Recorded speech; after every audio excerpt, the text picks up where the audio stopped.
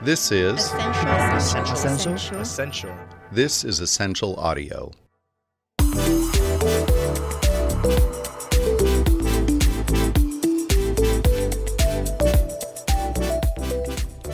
Welcome to this special episode of the MoneyPot here at Money 2020. I'm Monique Ruff-Bell, and I'm the event director for Money 2020 USA. And today we are working with our sister company, WGSN, to bring news to our industry about trends and challenges in finance for women between 25 and 40. I am joined by Cassandra Napoli, an associate editor at WGSN Insights, and the author of Millennial Women in Finance in the US and UK. Millennials are a potential market of 75 million people, and we want the industry to understand the issues of this market and to understand new ways of communicating with them. Hi, it's great to be here, and we are joined by three incredible guests today. First, by financial pop star Mrs. Dow Jones, aka Haley Sachs. She has over 120,000 followers, launched a book club, a TED Talk, and has done several TV appearances. She took her lecture series, Finance is Cool 101, everywhere from Princeton, Dartmouth, Yale, and Goldman Sachs.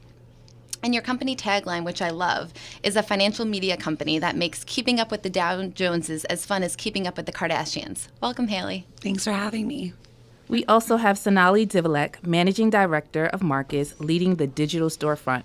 Marcus is a digital-first neobank within Goldman Sachs that stresses financial health and empowerment. Welcome, Sonali. Thanks for having me. Also, we have Lauren Simmons with us. Lauren made history as the youngest trader at the New York Stock Exchange. She was also the only woman trader at that time, and she was only the second African-American woman trader ever.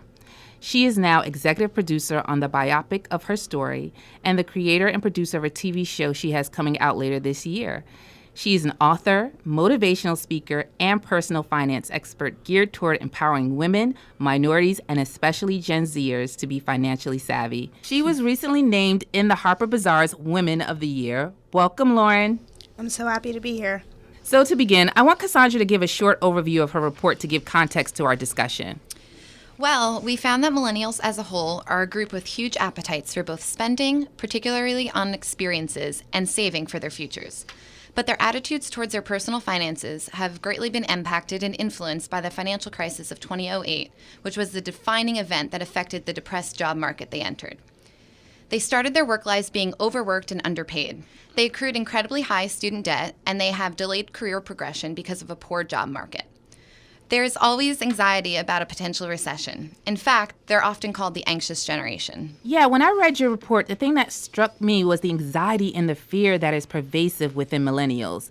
As a Gen Xer, we grew up with a lot of optimism. Millennials have grown up with a lot more fear. And at the same time, they have grown in an environment where publicly broadcasting themselves is the norm. So their vulnerability to seeming imperfect or messing up is quite high. Yeah, I think they have a healthy attitude about spending on experiences, but what has become an experience has changed. Social media, particularly Instagram, has increased the idea of conspicuous consumption as they broadcast their experiences. And though they are used to social media, there is a loneliness epidemic which is increasing their anxiety and their sense that they are on their own. So let's start with the gender gap. So, Sonali, there is a wage gap, a financial literacy, aka knowledge gap, an investment gap, and even a pink tax. A pink tax is the extra cost added to products that are geared towards women. There are many types of pink taxes, from actual taxing feminine hygiene as a luxury and the extra costs on basic clothing to the extra costs on goods aimed at women, such as soaps, razors, clothing, and more. I mean, the pink tax could cost each woman roughly $2,135 a year. So do you think it's important that we attempt to close all of those gaps at once, or where would you start? I mean, education and sort of bringing all of that to light is key. I'm actually pretty astounded by what you just said in terms of the numbers. Yeah, it's crazy. It is crazy. And I think education is important, but doing it in a way that is actually gets to the core of what this means to me is really what we try to focus on.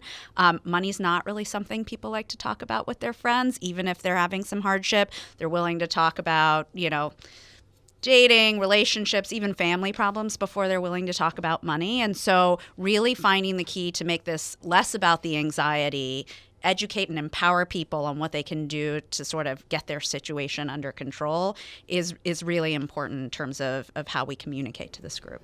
So, Lauren and Haley, do you think it's kind of easy to talk amongst your friends, kind of being of the millennial generation, to talk about finances? And kind of, did you even know about the pink tax and all of the stuff I just listed? I think for me, honestly, it is kind of easy to talk about finances and how much salary we make. I think there's definitely a mindset with the older generation that it's very hush hush about everything, and we're so open because we want to know, and it's not even to put each other against each other. It's more, how can I do better? And again, it goes back to the knowledge component. If you don't know, then how are you able to grow? How are you able to know, how to go about spending your money or what salary you should be making and so on and so forth. I also think that we are in unique positions because we both are probably like the finance people in our friend group. And so Good point. I feel like I force it out of my friends. Yeah. And now it's become a lot more appropriate, but I don't know necessarily if that's like where it started at. But the biggest thing for me is just making sure that my friends are negotiating, because that's really where people get screwed, is they just like won't ask for more money, and then you're at your job and you just are not getting a raise, but everything else is getting more expensive around you. So that's something I push for a lot, just more money versus like penny pinching. Cassandra, in your report, did you see, when you were talking and doing your research, that millennials were more open to sharing their financial journey than kind of us Gen Xers or older? Yeah, there's a group of sort of an Instagram community. I'm not sure if you guys have seen this, but they're actually putting their debt in their bio. And so there's a bunch of, I would say it's mostly millennial women, and they're talking about their student debt. So they'll literally write student debt, how much I paid off and how much is left to go. And then once they eventually pay it off, they talk about their credit rating. And so that was once very much a taboo subject, but now it's becoming quite, the norm. I was going to say, I think that's really important. I love to hear that, and I think I've been seeing a couple of Instagram and YouTube videos doing the same thing. And going back to the investing gap, it is important that we're having conversations around how we're investing. We can't even talk about investing if we're not talking about the other variables that people have, which is student loan debt, credit card debt, how is your credit? And so when you're looking at the hierarchy of things and where you should even be placing your money, first and foremost, getting a retirement fund and then having an emergency fund, because as you know, Americans, we have a lot of debt, and a lot of Americans don't even have enough money to cover a $300 out of nowhere expense. And so from there, then we talk about IRAs and then credit card debt and so on and so forth. And then once everything is in place, then I would say invest in the market. And if you're a family that has children, I would even say put your money into a 529 savings account before you would invest in the market. So I love seeing that there is a shift in, where are we placing our money? What are we focusing on, especially student loan debt, because we know it is astronomical. If I had to bet on anything, I think if we're going to have another recession, it's going to because of student loan debt, personally. But that's a whole nother story at another time. But I think that there have been companies that have been doing a really good job at targeting millennials and targeting women, such as Elvest. And while those things, again, are great, we need to really talk about the other variables in the debt that people are holding on to. I also think it's really hard when you have Gen Xers trying to reach millennials. Like, it feels so insincere, and it's really easy to feel like people are talking down to you. And I think that that's something that happens a lot in these female-focused brands. Like, even as Mrs. Dow Jones, I've never thought of myself as for women. I just thought like, oh, I'm funny and I have good information, and that, like, because I'm a woman, I attracted women. But it's I've been really careful not to market it towards women like that, because I find it really degrading as a woman myself. So do you think that, these financial institutions should change the way they communicate with millennial women in particular? Like, so do you think they'll even try or lead the effort in that, Sonali? Because I know when, I was just listening to you being so transparent with your stuff, the first thing that came to my mind was, I would never. Yeah. I would never post that. And it's just this, and I'm like, why was that my first thing that came into my head, where you guys were just so easily like, hey, I'll just share this information and this knowledge. And my first thing was, I would never. So Sonali, like what was the first thing that came to your mind about that? And do you think financial institutions will change that communication style? I mean, I think they have to, right? Yeah. I mean, the way even if you're just looking at it from, economic perspective, you have to know your customer. And if you don't take the time to co-create your products with them, really watch who is interacting with your messaging. I mean, we go through iterations where we really are trying to get to the heart of, are we displaying how we're going to solve this consumer's problem in the right way? I think anybody who tries to ignore that or thinks they know better is fooling themselves, and it'll come out in the end. Yeah. There's a lot about personalization and data that I think goes into that. It's really important. Even Haley and I were talking before. She knows the analytics on her site and who's interacting, and that's how you're going to get the message across. And it is a real pain point. So it's not like it's not a problem for lots of people. It really is, and you just need to figure out how to make that resonate with them. I think it's actually about partnering with the people in this room. Like, if I was a bank and I wanted to reach millennials, like you said, you don't want to, I'm a millennial, and I don't want a Gen Xer or somebody older than that trying to kind of dumb it down for me. I'd want somebody who gets me, who kind of speaks my language. What I love about your account, Haley, is that it really speaks to millennials and how we communicate with each other. There's I cover a lot of youth culture here at WGSN, and one of the people that I interviewed recently told me that they don't use words anymore. They only use memes. They that's how they plan their night out with their friends. They communicate memes, like throwing them back in the DMs. And so that's the future of communicating with millennials and Gen Z, and you do a really nice job of that. And I think a bank could partner with her and really capture a millennial audience immediately. And I think that my dad works at a bank, and he works at Goldman Sachs, and he always says, like, money's not funny. Like, you want to keep the bank's reputation safe, secure. You don't want, like, a funny, quirky bank who's, like, doing a TikTok. Like, let the influencer or whoever you're partnering with have that personality, but maintain your stature, because ultimately money needs to feel secure. Well, just jumping off of that part, Haley, as we focus on financial literacy, what approaches have been successful in helping women to be better equipped to take ownership of their finances that you've seen? Like, how does social media play a part? Should banks be closing the knowledge gap through memes and all of that other kind of stuff? What are your thoughts? I don't think that there's a one-size-fits-all solution. I think that it's about targeting audiences and figuring out what they're responding to. And I have found with my own audience that, first of all, I've been really surprised by the impact, or like that I have. Like, I take it really seriously. I think that it's a huge privilege, and especially talking in the finance space, you want to make sure that that's why I work with such boutique partners. I really don't partner with that many people at all, and it's not like there's not money on the table or stuff like that, but it's just, you could so easily shoot yourself in the foot or do something that would affect someone financially, and be really gruesome.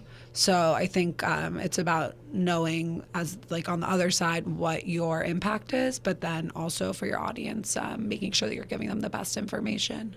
But I think it's also just starting from the beginning, like truly being like, do you have an emergency fund? This is why an emergency fund's important. Okay, you don't? Let's start by going through your budget. Like, it sucks, but let's do it. Literally breaking it down from the beginning, because I know for me, that was my question. Okay, where do I start? Cool, I'm like interested, but I have no idea what the first step is.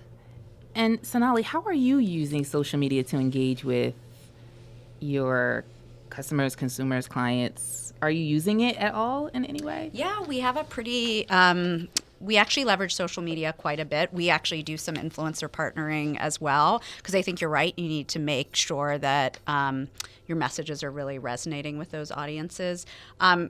It's a place where everybody goes, and so you need to have a presence there. I also think there are more interesting ways where you can talk not only about what you stand for and sort of what you're trying to do and how you're trying to help the consumer base, but also show how your products fit in there. Certainly with Marcus, we've tried to take that very transparent look, like, this is what your loan cost. Here's how you see it very clearly. Let's make sure we're being really upfront. And then we have a lot of other posts about what we're doing that sort of support the proof points of that message. That's what I like about Marcus too, is because I think especially with student debts, there's like this whole myth around refinancing, and there's all these startups that are like, we'll refinance for you. Oh my gosh, no problem. And you could I talked to so many people who have like exquisite credit and get denied refinancing, and it's like, cool, they just wasted all this time and effort barking up the wrong tree because the marketing was actually false. So be upfront, and people like that's the thing about representing a financial institution, like in the marketing or anything like that, is you just have to be like really upfront with your audience. And Lauren, what are your thoughts on social media and communicating to the millennial woman and the best way to do that and understanding your customer and consumer? Well, I think for me personally, I looked up to people like Susie Orman, who had her own show on CNBC. And so when you're trying to target millennials or even Gen Zers nowadays, they love easy, digestible information. And so even where I'm going with my career in the TV show that we're doing content that's on short form that is going to be funny and attractive and sophisticated, but knowledgeable, and they'll actually be taking something away. So as far as these bigger banks, I think you guys definitely need to get on the bandwagon, get on the train, because you are going to isolate an entire generation. And we know that Gen X, they're going to be having a lot of assets, a lot of assets that are going to be transferred, that are going to be passed down. And if you're not communicating, especially to the younger generation, you are going to miss out on a lot of money. So it's not about financial firms being fun or cool, because Goldman probably will never be, I'm sorry, but it is partnering and having relationships so that you are targeting the right audience. And you can do that through partnerships. It's not going to be somebody that's currently sitting at the bank doing it. Yeah. If that makes any sense. It does. And also, but you also have to know that your products are solving the right problem Yeah, and going exactly. to be, right? So how you get that message out, I think a lot of what's being talked about is the right way, but understanding what is the problem you're actually solving for the consumer is what makes your products great, and making sure that they stand for everything that this generation cares about, and, you know, being transparent, being trustworthy, and making sure you feel secure. That's like the meat of it. And then you want to make sure people feel like that's true. Cassandra, this is a good place to talk about phygital spaces. Yeah. So phygital is the combining of physical and digital worlds together. And we at WGSN kind of talk about that as the sort of future of experience. That's kind of how we see the future going for millennials and Gen Z in terms of capturing their attention.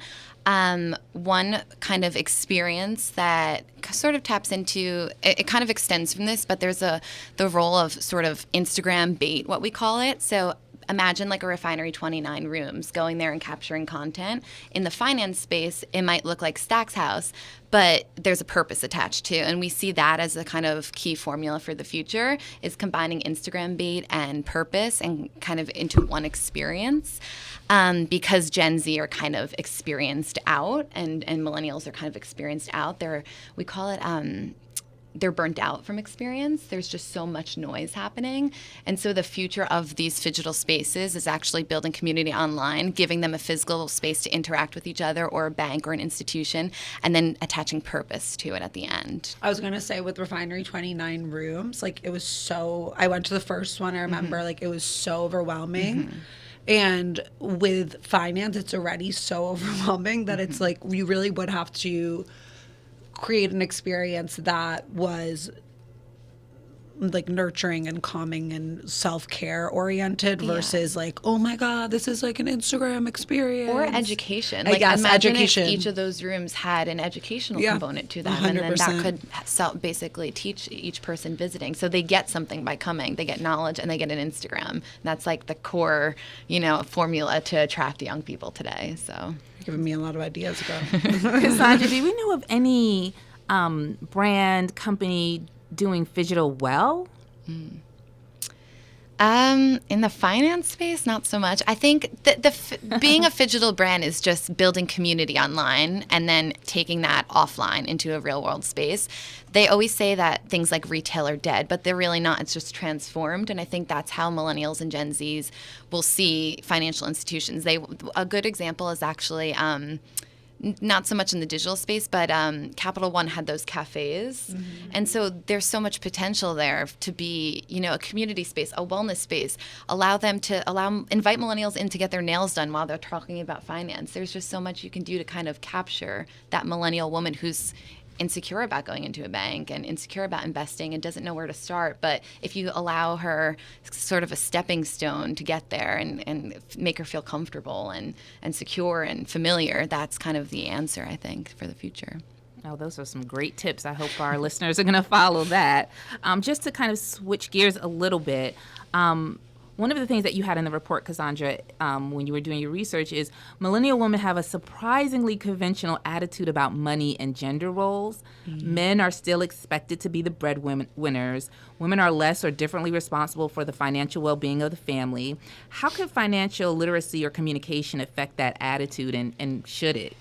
Yeah, I read something in my research that talked about the role of girl talk in the way that finance is communicated. Mm-hmm. So it's basically like embedded into our upbringing in terms of what we're reading and what we're seeing on TV and what we're kind of consuming is that, I guess when brands are trying to communicate with women when it comes to their finances, it's very much here's how to save more. Like here's a saving hack. Yeah. Like here's a pair find a pair of shoes on sale. It's here's how to shop. I know. Whereas it's about growing wealth. Yeah. Mm-hmm. And men, it's very much about, here's how to invest and here's how to maximize your money and things like that. So it's just the way of, I think, the society is kind of. But I also think it's girl talk in terms of like when you're with your girlfriends and you're talking about like how a guy, like on like the micro scale of like, oh, I went out with a guy. Literally this happened to me. Went out with the cutest guy. Tall, had a dog, worked at a family office, like so amazing, was obsessed with me. Didn't pay for the first date. Everything was great except didn't pay for the first date. Told my friends, I swear they ruined it. Because then I got so paranoid about it that like by the third date, I was like, but why didn't, like, I thought that it meant that he didn't like me, but really probably because I'm Mrs. Dow Jones or whatever. He was like, oh, she like probably wants to split it.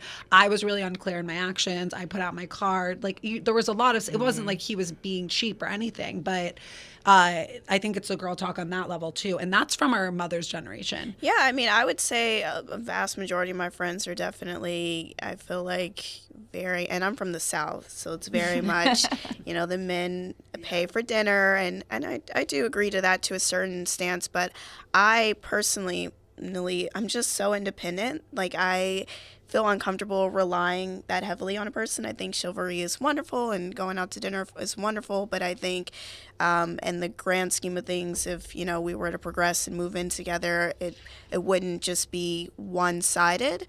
And yeah, I'm really surprised that the studies show that. Like, I feel like, I don't know, like Haley. I literally, it's so funny that you bring that up because I just did this whole thing about money etiquette and dating and like talked to a dating coach and like I did this whole thing with the point, like I did a whole rollout, but the dating coach I think is really she's really modern. The woman that I chose to work with as like my expert, she's divorced, maybe 45, has 2 kids, dates so much, goes on 2 dates a week in New York, always dating like younger guys, like really has cool modern experiences, I would say. So you wouldn't meet her and be like, okay, this is someone who's old fashioned, but she does maintain a lot of those old standards. But I think that in her opinion, it's more about like when it is a heterosexual relationship, at least, the guy showing in action that he likes you versus like about the financial implication. But then ultimately when it's like past the first or second date, making things become more balanced. And never, my biggest thing with that stuff is like, don't spend someone else's money without asking. Like if you're moving in with someone, even if they're loaded, don't be like, cool, we're getting in a penthouse. Like, right. You got to be like, okay, how much are we spending on rent? And then it's like, I want to spend $3,000. You want to spend $8,000. Okay, then we'll get like that apartment for $11K and we're both going to contribute what we can. Regardless of what the attitude is, at the end of the day, even if it's a more conventional relationship and that's how it's set up, I've seen, and this is probably a little more dated because I'm a little older than everybody here, but women still do often control how the spending is going. Yeah, And absolutely. So, Absolutely. so kind of ignoring that is foolish. That's actually a lot of where the decisions are made, whether in, what if you were to ask them outright, whether they should be contributing.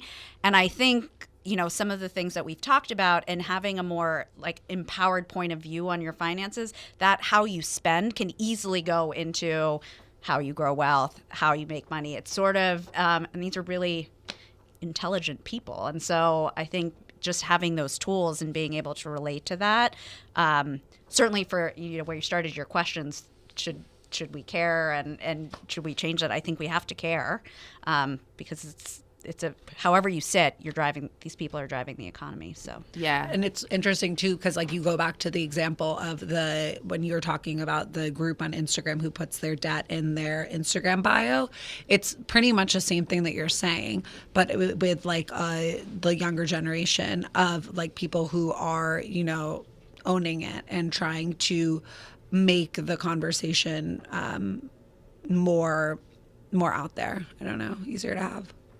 Yeah, and Cassandra, you were just saying that, I don't know if it was you or Haley, they keep just talking about savings towards women. We need to save more.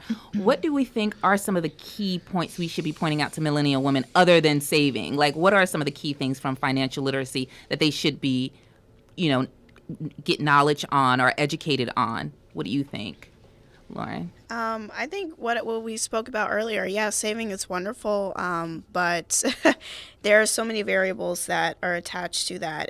But I think obviously having an emergency fund, having your 401k, having your IRA, all these things are great factors, but also just giving women the confidence, because back to what Sonali said, women since the beginning of time have been the ones that do the budgeting. They are the ones that balance the books out. And so because of that, we just need to give them the confidence and boost, say you can do this. And it doesn't have to be about saving or, being a penny pincher. You can go about doing it. You've been doing it.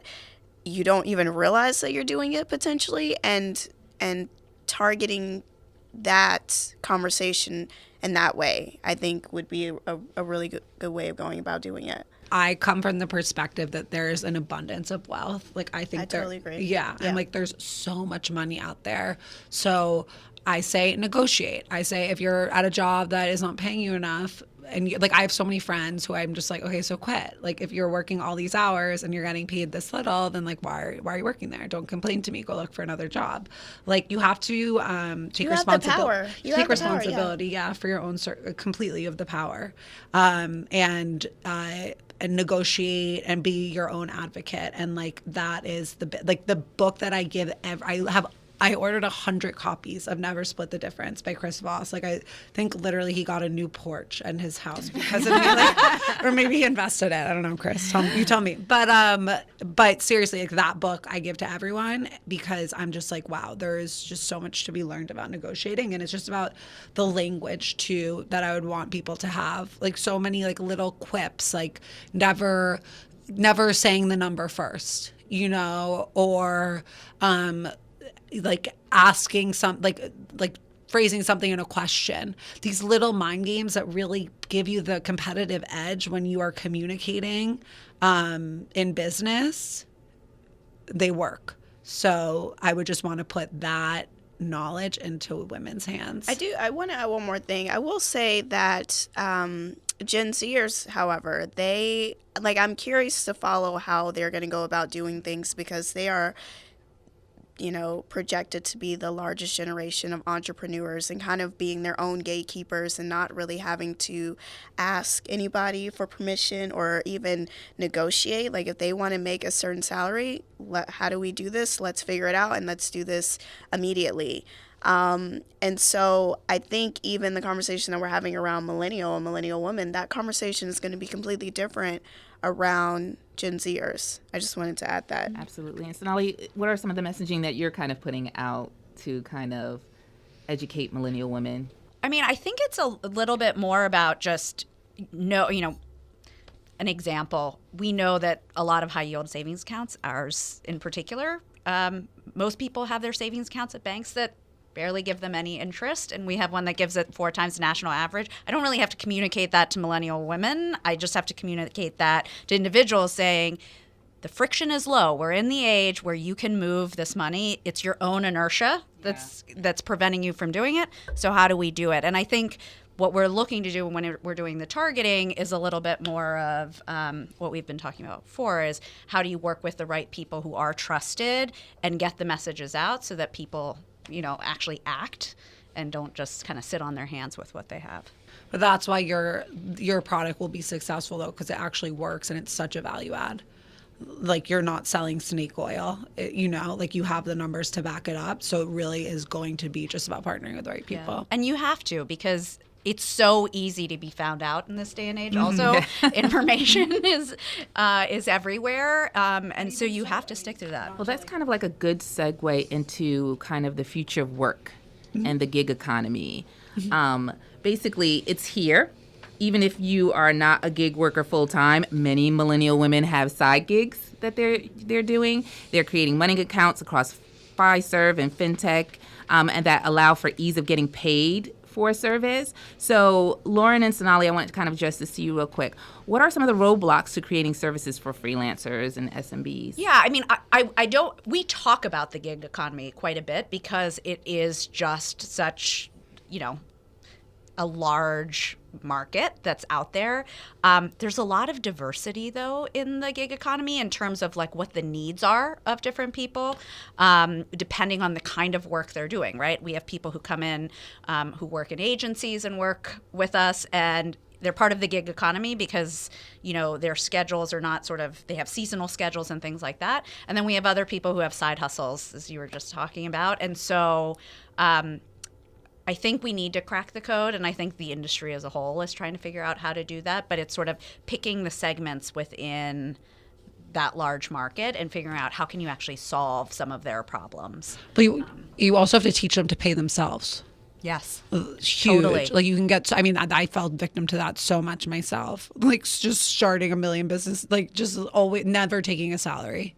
Oh, I can hire someone else, but like, I'm just not going to have any money. And it's like, okay, what? No, that's not how it works. Why did you want to start so many? Well, I've just always been from Mrs. Dow Jones to me is such a big brand. Like, I already have a merchandise line. I do speaking. I have like what I want to say and what I want to do is so big. So I think I've always had like the big picture, and what's smaller for me are like the smaller tasks. And so, but I've always had the ideas for the merchandise, and I sell like pretty, I'd say cool, finance themed merchandise that was always its own business.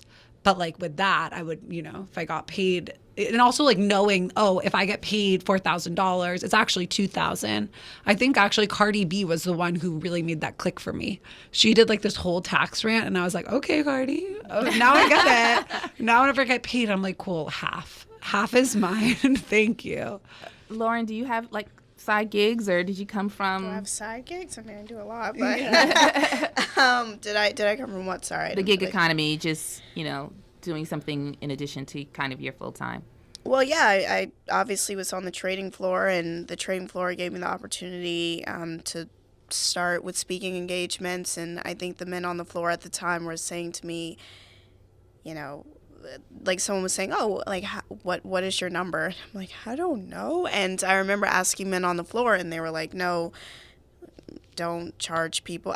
Craziness. So, but since then, like, that gave me the confidence to evolve into everything that I'm, the brand that I've created essentially for myself. And yeah, being educated on how you get paid and just diversifying different things. But so they told you not to, like, they were like, you're charging too much? No, they told me not to charge a number at all. They were like, what could you possibly have to speak about? Oh my wow. God, rude. Mm-hmm. But Yeah. that's like that. That's why it's so amazing what you did. Yeah, well, that just pushed me to do more and not say no to opportunities. I think one of the reasons why a lot of people have gigs or side hustles, however you want to call it, is because people have these passion projects they love and they're doing it, and they don't need anybody to say no.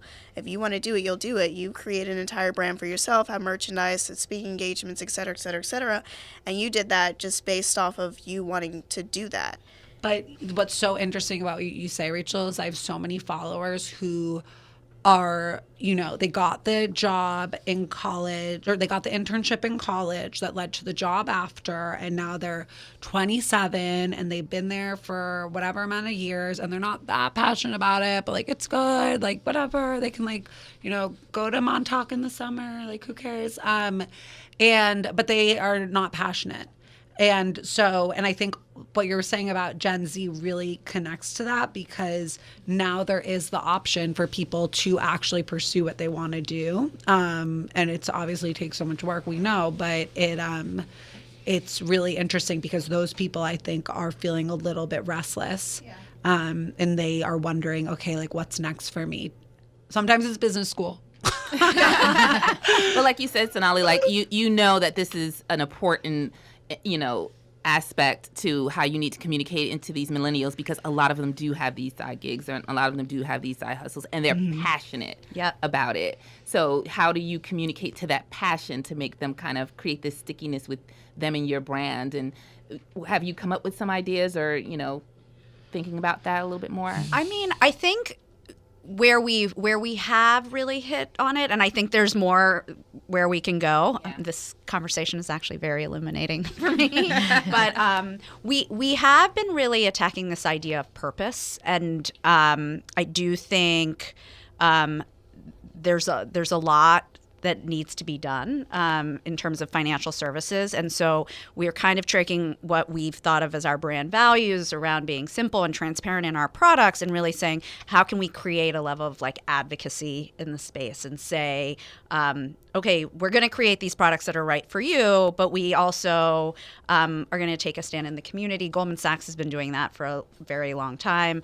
Some of the stuff you talked about earlier, we had, we launched Launch with GS, which is, $500 million that are only going to companies with, diverse leadership. Yeah.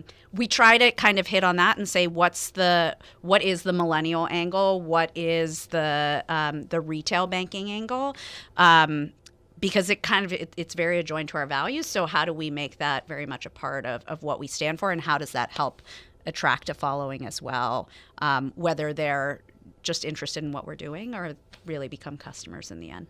Cool. Were there any major points that came out of that report about the gig economy and millennials? Yeah, we basically surveyed about 1,200 women within the 25 to 40 space, and 40% actually said that they had a side hustle. Wow. And a lot of that you can attribute or connect back to the rise of social media. Like, social media grants people access and interaction, and there's just so much to the community that's on there. And so building a business isn't hard to do on social media if you know how to build community. The two are very much linked, and you've kind of spoken. You are like a prime example of that. But building a business, monetizing it is so different, though. Like, I have met fashion bloggers, nothing against fashion bloggers, but who have like follower counts so much and are charging like so. I guess it's because they don't identify in a certain way. They're not unique, but it's like you really do have to have a, I don't know. It's niche. About cutting through the noise, I think, and that's where you kind of stand out, because there's not a lot of other people doing that, and so. Rachel. Yeah. But that, I was really surprised when I found out those numbers. But I'm also just like, in a way, first of all, I think about the Gen Z thing a lot, because obviously got to stay relevant, but TikTok, but also like where I come from of not being, I'm a finance women's brand, whatever. With Gen Z, it's like it won't matter that we're women at all, which is cool. I think that actually came through with millennials, though, because some of the influencers that in terms of the people that I've spoken to for this report that I did, a lot of them actually pointed to men in the space. Gary Vee was a huge reference point to them. And, even that just proves that millennial women aren't just looking to other women. They're looking to people who have knowledge. And so it's not a gender thing, I don't think. Gary Vee is somebody who does digital really well, I think, coming back to that point. He really does. You can text him there's an app called Community. What do you think about that? Personalization. I mean, getting access to people like Gary Vee hypothetically would make a lot of people happy. Being able to ask him personalized questions, whether if it is a bot or not. I mean, getting to kind of get that interaction, knowing that he might see it, is kind of what's driving Gen Z and millennials to kind of continue to engage in that way, I think. Oh, this was such an engaging conversation. Thank you so much for joining us for this special podcast episode from Money 2020. We hope that our industry has gotten good insight into why millennial women are an important market and how the industry could do better serving them and helping them grow wealth and security. Also, we hope there are good insights about new communications and marketing approaches that can be communicated about those services and your services. So thank you to Cassandra from WGSN Insights, and thank you to our incredible guests, Mrs. Dow Jones, Lauren Simmons, and Sonali Divilek. You can follow Mrs. Dow Jones on Instagram and Twitter, Lauren on Instagram, and follow Marcus by Goldman Sachs on Twitter. And if you haven't gotten to it yet, go and subscribe to the MoneyPot from Money 2020 wherever you listen to your podcasts. Thank you so much.